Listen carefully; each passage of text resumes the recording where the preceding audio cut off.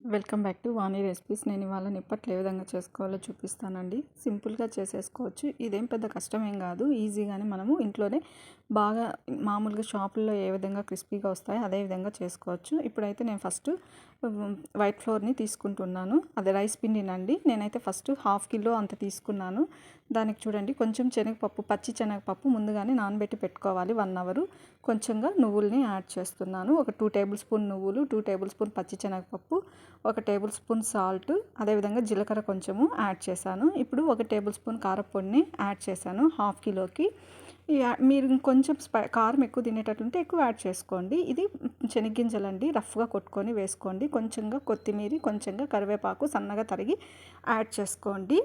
ఇప్పుడైతే నేను బటర్ ఉంటే బటర్ వేసుకోండి. బటర్ లేకపోతే కనుక నెయ్యి కానీ లేదంటే హాట్ ఆయిల్ అండి కొంచెం వేడి చేసి వేసుకోండి. అదేవిధంగా మొత్తం ఒకసారిగా పిండి మొత్తం బాగా పట్టేటట్లు మొత్తం కలిపేసుకున్నాక ఇందులో హాట్ వాటర్ని వేసుకుంటూ కలుపుకోవాలి. అప్పుడే మనకు నిప్పట్లు అనేది మెత్తగా వస్తాయండి. ఎప్పుడైనా హాట్ వాటరే వేసుకోండి. నిప్పట్లకు కానీ మురుకులకు కానీ దేనికైనా మీరు వేసేటప్పుడు హాట్ వాటర్ వేస్తే కొంచెం మెత్తగా వస్తాయి. ఈ విధంగా మనము పిండి కలిపి పక్కన పెట్టుకోవాలి.